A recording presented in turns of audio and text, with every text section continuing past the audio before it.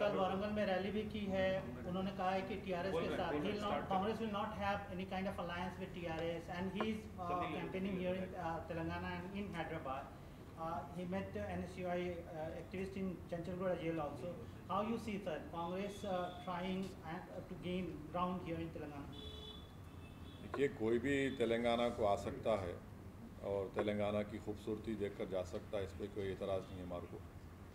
मगर उन्होंने जो आए और उनको पता ही नहीं है कि क्या भाषण देना है. उनका एक वीडियो मीडिया में आया है कि वो पूछ रहे हैं कि बताइए क्या बोलना चाहिए.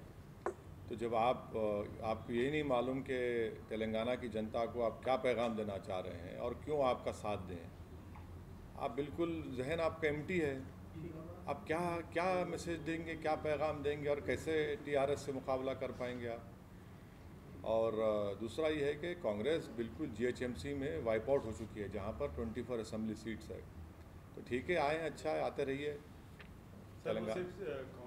कांग्रेस को चैलेंज करने नहीं, वो बीजेपी को भी चैलेंज करना है और आपको भी चैलेंज करना है.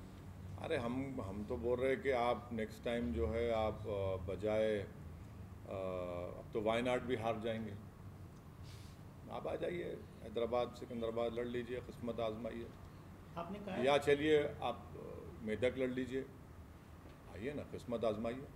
सर, आपने प्लेसेस ऑफ वर्शिप एक्ट का हवाला देते हुए एक ट्वीट किया था ज्ञानवापी मस्जिद को लेकर. मुख्तार अब्बास नकवी साहब का एक स्टेटमेंट आया है, उन्होंने ये कहा है कि इस पर सियासत करने वाले सिर्फ वही लोग हैं, या तो वो संघी हैं या साजिश रचना चाहते हैं. आप कैसे? देखिए, साजिश तो जिस पार्टी से मुख्तार अब्बास नकवी साहब वाबस्ता हैं वो साजिश रचा रही है. और गवर्नमेंट ऑफ इंडिया को, यूपी सरकार को ये चाहिए था, मोदी सरकार को और यूपी की बीजेपी सरकार को ये चाहिए था कि उस कोर्ट को जाकर बताते कि पार्लियामेंट ने 1991 places of religious worship act को पास किया है, जिसमें कहा गया कि 15 अगस्त 1947 को जो रिलीजियस स्ट्रक्चर्स जो हैं, चाहे वो मस्जिद हों या मंदिर हों या जैन तबके के हों या सिखों के हो या ईसाइयों के हो या जिस किसी रिलीजियस प्लेस हो, उसको डिस्टर्ब नहीं किया जाएगा. वो नहीं किए. उनको तो चाहिए था कि कोर्ट को जाकर बताए. दूसरी बात यह है कि मोदी सरकार ये जानती है कि जब बाबरी मस्जिद सिविल टाइटल का जजमेंट आया, उसमें उस जजमेंट में ये कहा गया कि 1991 प्लेसेस ऑफ वर्शिप एक्ट को उन्होंने basic structure of the constitution से जोड़ दिया. तो ये सरकार की जिम्मेदारी थी, संवैधानिक जिम्मेदारी थी कि उस कोर्ट को बताए कि आप ये गलत कर रहे हैं. मगर क्योंकि आप नफ़रत की राजनीति करते हैं और आप हर नफ़रत में अपनी सियासी रोटी सेकते आए हैं, इसीलिए आपने खामोशी बनाई रखी है. वो बताए ना, बीजेपी बताए कि क्या वो 1991 places of religious worship act को मानती है, नहीं मानती है. मानना पड़ेगा, पार्लियामेंट से एक्ट है और सुप्रीम कोर्ट ने उसको कहा कि basic structure of the constitution से जुड़ा हुआ है. अगर ये मसले को तूल कोई दे रहा है तो वो बीजेपी दे रही है और संघ परिवार दे रही है. वो ये चाहते हैं कि वो जो नफ़रत का दौर था हमारे मुल्क में 1990 का, वो दोबारा इस मुल्क में दोहराने की कोशिश कर रहे हैं. क्या क्या नहीं खोया सब ने, भारत ने खोया ना, देशवासियों ने खोया. आप क्या फिर वो नफ़रत की फ़िज़ा को पैदा करना चाहते हैं क्या? खुलकर बोलिए. बीजेपी प्रधानमंत्री को बोलना चाहिए कि उनकी सरकार कमिटेड है 1991 places of religious worship act के लिए. क्यों नहीं बोलते प्रधानमंत्री? क्यों नहीं बोलते देश के home minister? Court monitored committee का, सर, कोर्ट मॉनिटर्ड कमेटी वो का गलत करना कहां तक जाए? बिल्कुल गलत है. क्योंकि जब पार्लियामेंट ने एक्ट पास कर दिया और जब सुप्रीम कोर्ट ने ये कह दिया कि वो एक्ट हमारे बेसिक स्ट्रक्चर का हिस्सा है, तो आप किस बुनियाद पर कर रहे हैं? आप लोअर कोर्ट को कोई इख्तियार हासिल ही नहीं है कि सुप्रीम कोर्ट के फैसले का वायलेशन करे, पार्लियामेंट के एक्ट का वायलेशन करे. किस बुनियाद पर कर रहे हैं आप? गलत फैसला है उस कोर्ट का. ये Mr. Urvaisi, you said that this survey might make a way for anti-Muslim violence. Now, what prompted you to make this alarming statement? Well, have we not learned the lessons of what happened pre-demolition and post-demolition of Babri Masjid? Why have we not learned a lesson from the same so-called survey that was done, that was completely rejected as biased by the Supreme Court? In the final title dispute, Supreme Court said it has no relevance. why is it that the BJP is hell and Sangh Parivar is hell bent on creating the same atmosphere in our country which existed pre-demolition of Babri Masjid and post-demolition Babri Masjid? And why isn't the BJP government discharging its constitutional duty by saying to the court that we will abide by the 1991 Act which was passed by the Parliament, and the Supreme Court in the final judgment of Babri Masjid civil dispute have categorically stated in the judgment that places of worship, religious places of 1991 Act is part of the basic structure of the Constitution. What sort of nonsense is being played over here? The government should have discharged the constitutional duty immediately. And that is why I am opposing that so-called survey and order of that court. The lower court cannot go beyond what the Supreme Court has clearly laid down. The lower court must follow the act of the Parliament. So you believe, sir, after Ayodhya, Kashi and Mathura is next target or next on agenda of BJP, sir? If you remember the press conference which was held after the final judgment was given by the Honorable Supreme Court, you were present over there. Many of you were present over there, and I had stated that this will open the doors for future controversies, whether it is Kashi or Mathura. I had stated that. I have stated that on record. It is there for everyone to see and take it out. Sir, आप कह रहे हैं कि मुसलमानों के खिलाफ BJP ने ऐलान जंग शुरू कर दिया है और इसको काफ़ी जो है विवादित या भड़काऊ कहा जा रहा है, और साथ ही साथ कल आपने कहा कि जो मस्जिदें हैं उन पर अच्छा हाई रेजोल्यूशन कैमरा लगाइए और जो है रिकॉर्ड करिए। इससे आपको तकलीफ है क्या? नहीं भाई, एक काम करेंगे ना, हाई रेजोल्यूशन कैमरा लगा के जब प्रोसेशन आएगा जी टीवी में लाइव टेलीकास्ट कर देंगे। कैरी करिए आप देख लीजिए पत्थर कौन फेंक रहा है। मैं तो ये बोला हूं ना, क्योंकि आप तो घर तोड़ दे रहे हैं। जिसका हाथ कटा हुआ है वसीम शेख का, उसका आपने कारोबार को बर्बाद कर दिया, पत्थर फेंका। जो 70 साल का बूढ़ा है आपके खरगोन में, आप उनको पीट पीट कर घर तोड़े, पत्थर फेंकने का इल्ज़ाम लगाए। तो पूरे भारत के मुसलमानों से, बल्कि मंदिर के जिम्मेदारों से भी अपील कर रहा हूँ, जब कभी भी जिस किसी का प्रोसेशन जाएगा, चाहे मीलाद का प्रोसेशन हो, रामनवमी का हो, हनुमान जयंती का हो, गणेश का हो, बोनाल का हो, जो कोई भी रिलीजियस प्रोसेशन जाएगा, कैमरा लगाइए हाई रेजोल्यूशन और फेसबुक पे लाइव टेलीकास्ट करिए, ताकि लोग देखें ना।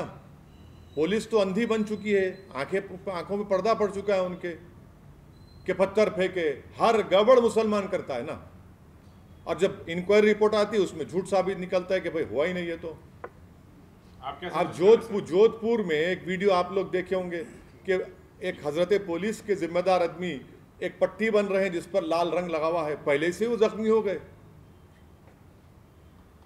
अरे यार, ये तो बॉलीवुड हॉलीवुड के फिल्म स्टारों को पानी पिला देंगे अगर एक्टिंग करना शुरू करेंगे पिक्चरों में। तो एक और बात भी आप क्या मतलब क्या कर रहे हैं? Only one community is नहीं, I am saying that every religious places and especially the masjids and the dargahs, they must install these high resolutions cameras, and whenever a procession, religious procession is passing through those places of worship, they should open their Facebook website and do a live telecast. आप इस पे बात करते हैं लेकिन loud speaker पे क्यों नहीं बोलते हैं? हाँ, क्या बोलना है लाउड स्पीकर पे? इतना बड़ा लाउड स्पीकर बैठा हुआ आपके सामने, और क्या होना आपको? हैदराबाद के सुरूर नगर में जो घटना हुई, हालांकि उस पर आपने कुछ देर से ही कल आपका बयान आया। सवाल ये उठाए जा रहे हैं कि वैसी साहब ने बयान देने में इतनी देर क्यों की? और देखिए, एक बात सुनिए, एक बात सुनिए।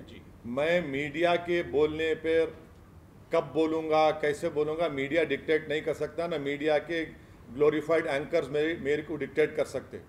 मैं अपनी मर्जी के तहत बोलूँगा या नहीं बोलूँगा, और भाड़ में जाए वो मीडिया के एंकर्स जो मुझसे सवाल करते। उनमें हिम्मत नहीं है नरेंद्र मोदी से पूछने की, देश के प्रधानमंत्री से। उनके मुंह पे नरेंद्र मोदी का क्रिटिसिज्म नहीं आता, क्योंकि अगर बोलेंगे तो उनको मौत आ जाएगी,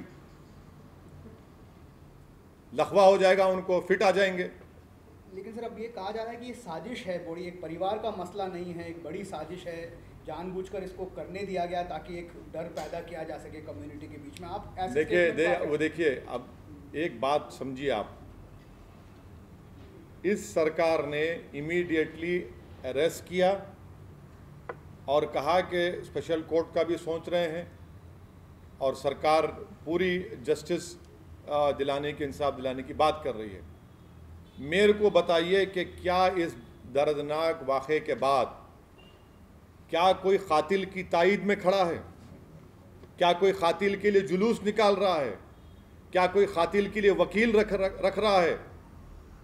क्या कोई जाकर कातिल को फूल का हार पहना रहा है?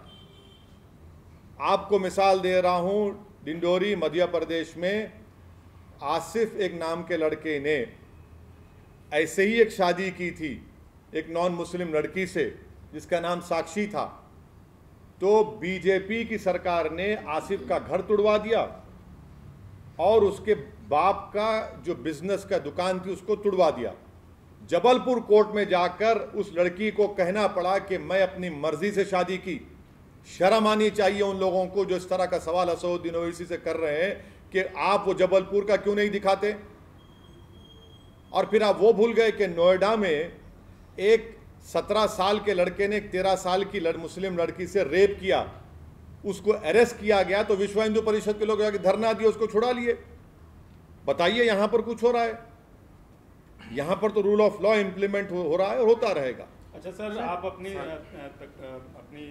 पब्लिक मीटिंग में और आप ईद मिलाद की, अच्छा नहीं कई मीटिंग्स में आप एक संदेश देते हैं यूथ को कि ऐसा न करिए वैसा न करिए, लेकिन जो ये घटना देखी गई, 4 लोग मिलकर सरेआम, वहाँ से मतलब हजारों लोग होंगे जो गुजरे होंगे, लेकिन किसी ने बचाया नहीं।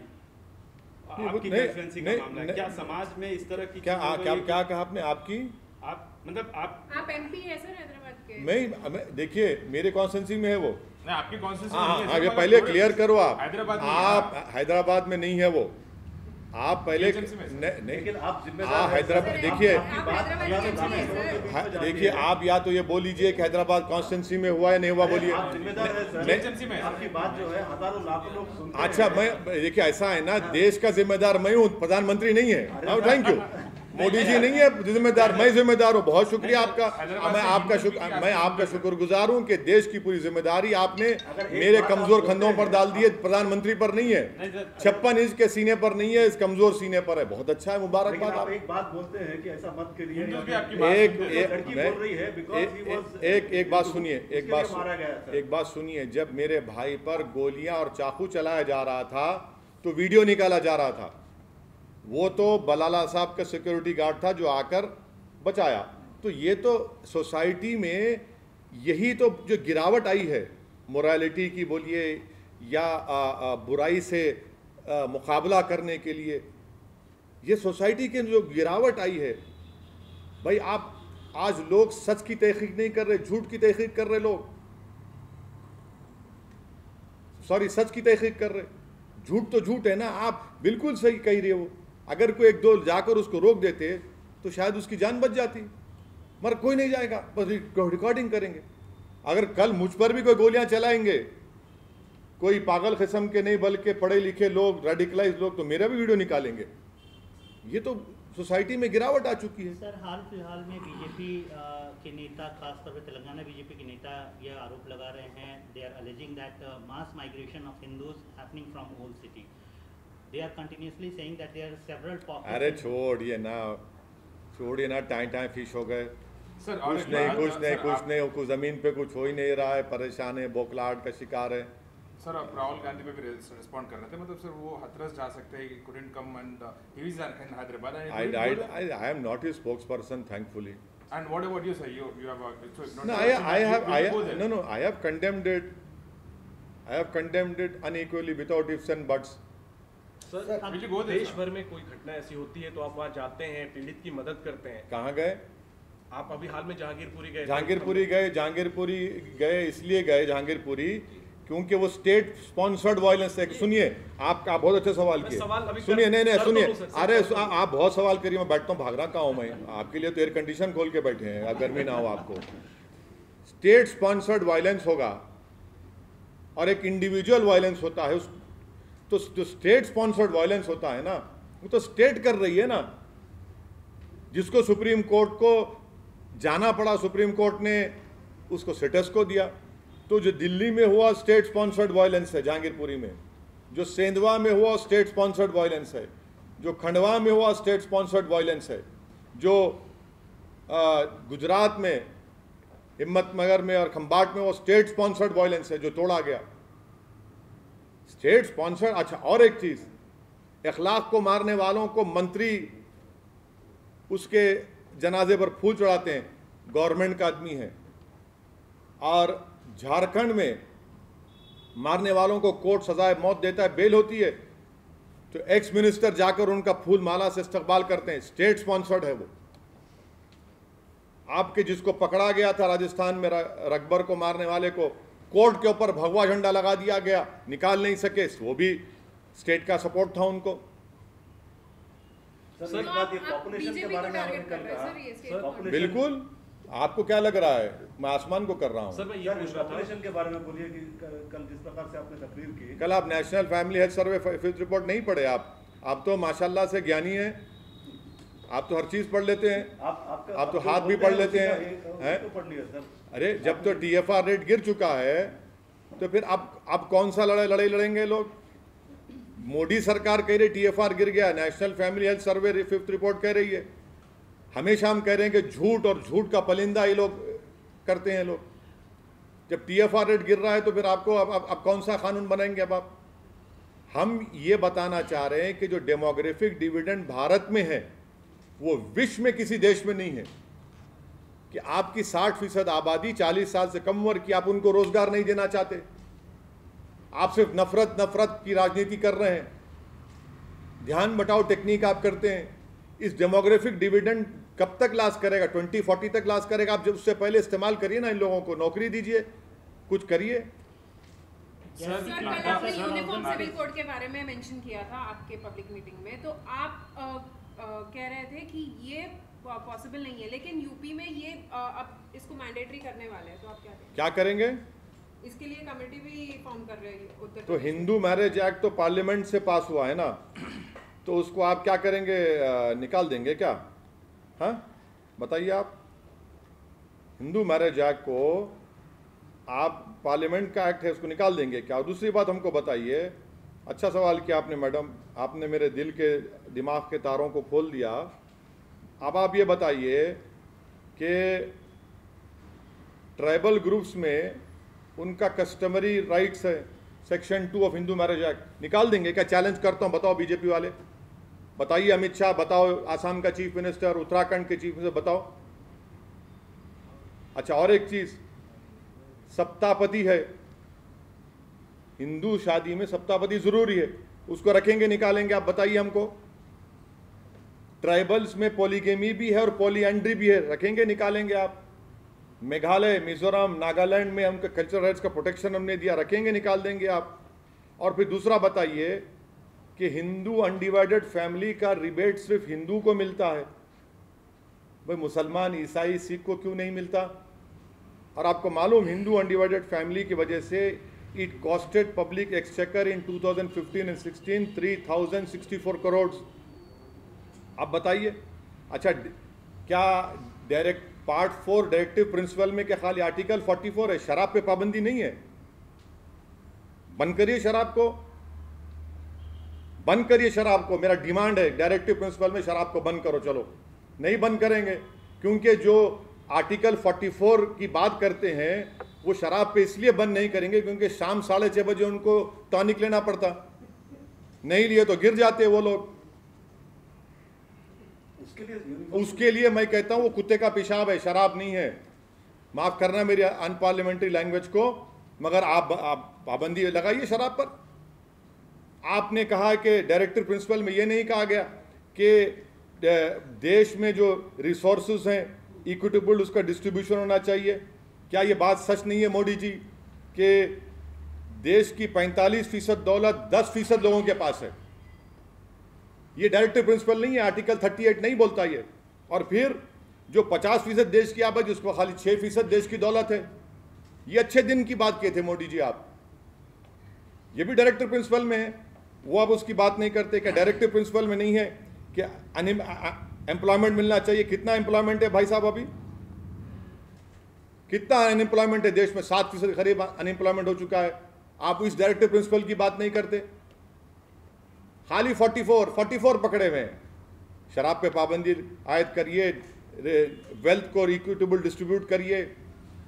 उसी के लिए सर इन सब सुधारों के साथ आप एक्सेप्ट कर लेंगे सर? क्या मतलब ये अब आपके नहीं, विरोधी ये हमारा सुनिए, सर एक मिनट बस मैं पूरी कर लेता हूं। पूछिए राघवन साहब, पूछिए, आप बेंगलुरु से है, पूछिए। मैं ये कह रहा हूं सर कि आपके विरोधी ये कह रहे हैं कि अगर आपके धर्म में सब कुछ ठीक है तो ओवैसी साहब के पेट में दर्द क्यों हो रहा है uniform civil code? Uniform civil code के बारे में बाबा साहब अम्बेडकर ने कहा था कि it should be voluntary non mandatory. ये कॉन्स्टिट्यूंट असेंबली बाबा साहब ने कहा था। और बाबा साहब ने यह भी कहा था कि अगर आप फोर्सबली करेंगे मुसलमानों पे तो देश में अनारकी होगी, देश में अनारकी होगी। आप सजेशन देना चाहेंगे तो क्या सजेशन? हमारा मानना यह है कि यूनिफॉर्म सिविल कोड की जरूरत ही नहीं है इस देश की। इस देश की डाइवर्सिटी, इस देश की प्लुरलिज्म, इसकी खूबसूरती है। अच्छा, गोवा में आपकी सरकार है, हिमाचल में आपकी सरकार है, आप एग्रीकल्चर लैंड खरीद सकते हैं वहाँ पे हिमाचल में। गोवा में अगर किसी हिंदू बहन और भाई शादी होती है और हमारी उनकी वाइफ की उम्र 25 और 30 साल की होती है और बेटा या औलाद नहीं होते, दूसरी शादी कर सकते हैं। बताओ उस पर क्या बोलेंगे आप? नहीं, मुसलमान 2 करते 3। अच्छा, अभी सेंसस हो रहा ना, मैं चैलेंज करो, चलो सेंसस कर लो, किसके पास कितनी सेकंड वाइफ है ले लो, किसके पास कितनी मिस्ट्रेसेस हैं वो भी डाल दो कॉलम में, आप मालूम हो जाएगा वो भी। बोलो ना भाई, आप सब चीज लेके आओ ना दुनिया में। आप लिव इन रिलेशनशिप को अलाउ कर रहे, क्या बात है फिर? आप पेट्रोल की कीमतें बढ़ रही थी, अब कुकिंग गैस, रसोई गैस की भी कीमत करीब। देखिए, देश के प्रधानमंत्री नरेंद्र मोदी को यह बात मालूम हो चुकी है कि मैं जब तक नफरत की राजनीति करता रहूंगा, मेरा वोटर को बस वो नफरत की राजनीति चाहिए। उसको गैस पे 50 ने 1000 रुपये बढ़ा दो, वो बोलेगा नहीं नहीं मैं मोदी जी को वोट दूंगा। वो तो सोच के बैठे हैं ना कि उनको कोई पॉलिटिकल कॉस्ट नजर नहीं आता। और इनकम नहीं बढ़ रही है, इन्फ्लेशन बढ़ रहा है। अच्छे दिन आ गए माशाल्लाह, जितने मोदी जी के वोटरों में मुबारकबाद दे रहा हूं आपको कि अब आरबीआई की रिपोर्ट आने वाली है, आप देखेंगे कि 8% इन्फ्लेशन बताएंगे। ये तो मोदी जी के वोटरों को सोचना चाहिए। वो मोदी जी के नफरत की राजनीति को उनको काबिल कबूल है, तो ये भी उनको काबिल कबूल होगा शायद कि वो शायद गैस के सिलेंडर पे नहीं पकाते होंगे, लकड़ी पे पकाते होंगे, शायद उनको आसमान से पक के आ जाता होगा। नहीं मालूम गरीब की तकलीफ क्या होती है। Sir, and also Kerala has become an breeding center for Islamic terrorism. This is what Nadda said. What would you like to state? Did he? I don't know what he said. He said Kerala has become a breeding center for Islamic terrorism. Wherever they go, they say all this nonsense, which has no relevance to the reality and the truth. If there is there, then you should give all that inputs to the Kerala government, so that they can verify, inquire, and if such claims are true, they definitely take some action. He alleged left only, sir. मतलब in left rule only. अरे भाई आप दीजिए ना, क्या है बताइए ना, उनको दीजिए, गवर्नमेंट को, स्टेट गवर्नमेंट को दीजिए। आप लॉ एंड ऑर्डर स्टेट का सब्जेक्ट है, आप शेयर करिए उनको पूरा। सर, कल आपकी तकरीर में आपने यूपी का एग्जांपल देते हुए ये भी कहा था कि अगर आप अपने नुमाइंदे नहीं चुनेंगे तो बुलडोजर चलेंगे। ये मतलब कैसे आप इसको मतलब? देखिए, मैंने seeking vote on religious lines, isn't it seeking vote on religious line that one particular community should have their own representation or own representative? Isn't it like seeking vote from one particular community? I am. अरे आशीष साहब, आपने तो क्या सवाल किया है, माशाल्लाह से, अल्लाह आपको सलामत रखे। बीजेपी एक मुसलमान टिकट नहीं देती, हमारे ओवैसी से आप सवाल करेंगे। यूपी में एक मुसलमान टिकट नहीं देती, और टेनी का घर नहीं तोड़ते आशीष साहब। मेरा जामिअतुल अशरफिया का मदरसे का बिल्डिंग तोड़ देंगे आप, कानपुर का मदरसा तोड़ देंगे।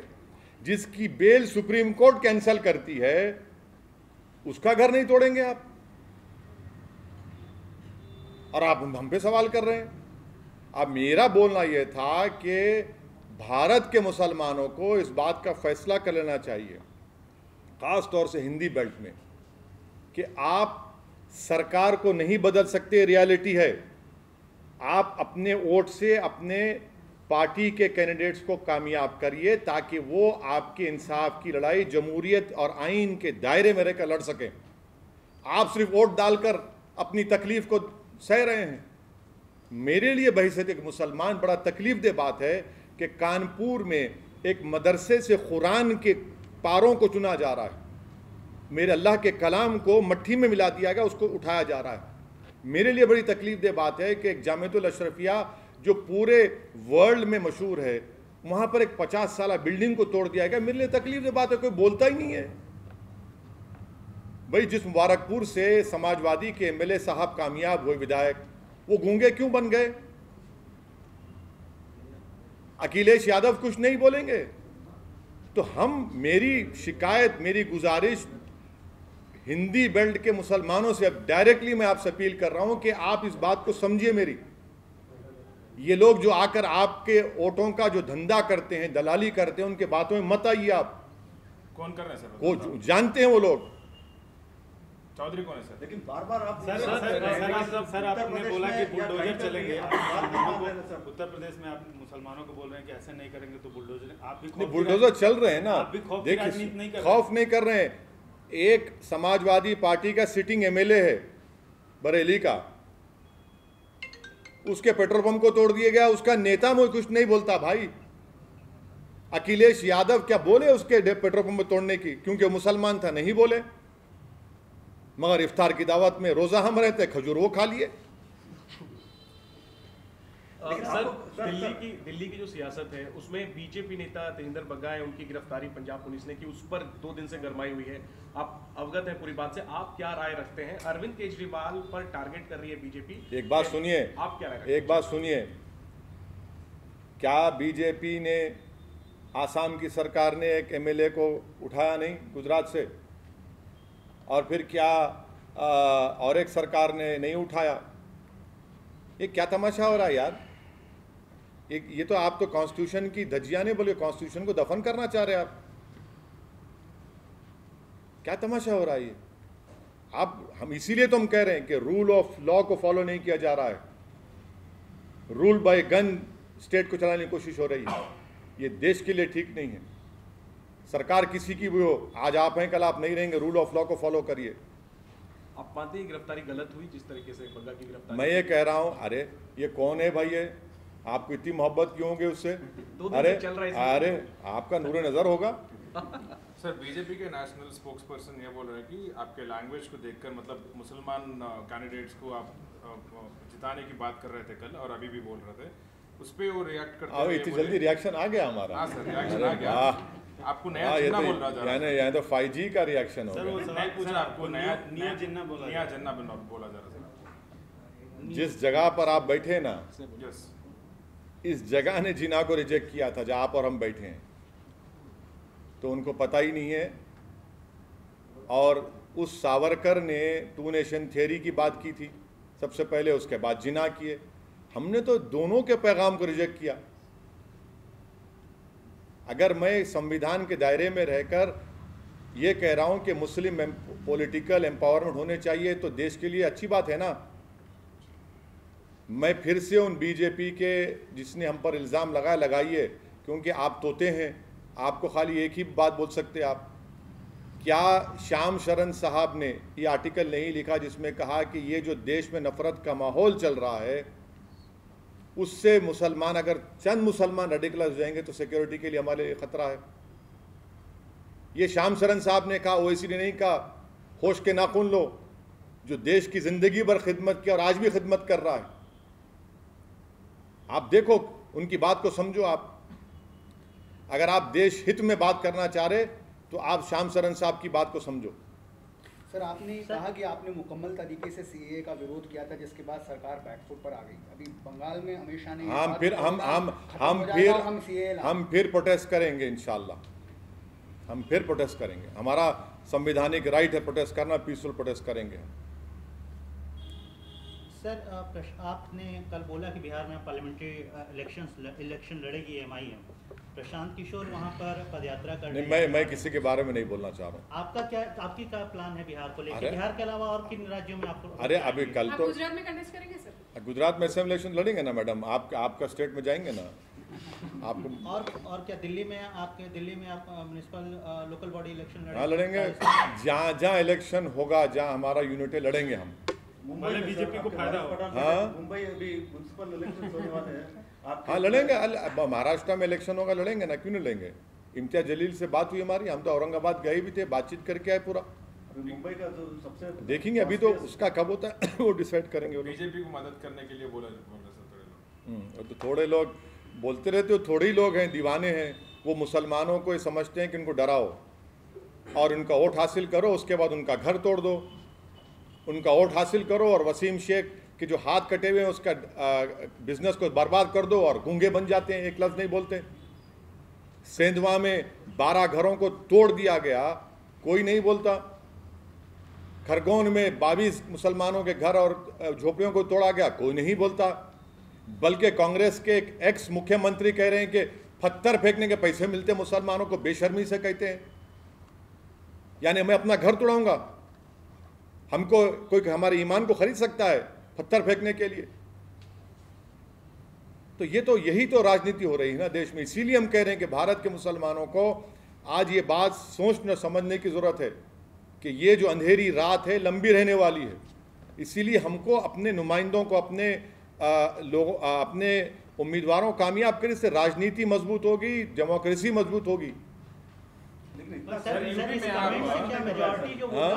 बार बार कह रहे हैं, उत्तर प्रदेश में भी कह रहे हैं कि अपने नुमाइंदों को चुनिए, लेकिन एक भी सीट नहीं आई। क्यों भरोसा नहीं करते? तो बोलना छोड़ दूं मैं सच्चाई को और झूठ को कबूल कर लूं, धोखेबाजों को कबूल कर लूं, हाँ फेंटा को कबूल कर लूं। जो लोग धोखा दे रहे हैं उनको धोखेबाज तो बोलना पड़ेगा ना। जो लोग मेरा वोट लेकर आज खामोश हो जाते हैं, जामियातुल अशरफिया की मदरसे को तोड़ा गया, कानपुर के मदरसे को तोड़ा गया, एक लफ्ज नहीं बोलते। और वो लोग जो कह रहे थे मुसलमानों से वोट दो बीजेपी को हराओ, आज वो सब खामोश बैठे हुए हैं, चूहों की तरह अपनी बिलों में जाकर बैठे हुए हैं। कौन है सर? बहुत से लोग हैं जिन लोग जानते हैं। सर और एक बात, आप एसपी को ज्यादा क्यों टारगेट कर रहे हैं बीजेपी से? मतलब कम करो, टारगेटिंग मोर, थोड़ा कम करूं क्या? बीजेपी को आप करते हैं ना सर यूपी में? मैं आप बोलिए, थोड़ा कम कर रहे थे सर, बताइए सर, आप बोलिए, कम कर दें। अभी प्रेसिडेंट पोल्स भी आने वाले, आपको लगता है यूनाइटेड अपोजिशन? हमारे चीफ मिनिस्टर कोशिश कर रहे हैं, केसीआर साहब ये सवाल उनसे करिए, वो सब जगह गए हैं मिलने के लिए, महाराष्ट्र गए, झारखंड गए, और अब ये सवाल तो केसीआर अच्छा दे सकेंगे। लेकिन कांग्रेस कहती है कि वो टीआरएस के साथ नहीं, कभी कोई भी अलायंस नहीं करेगी, तो यूनाइटेड अपोजिशन फिर कैसे होगा? कांग्रेस की जरूरत ही नहीं है तेलंगाना में हमको। Thank you sir.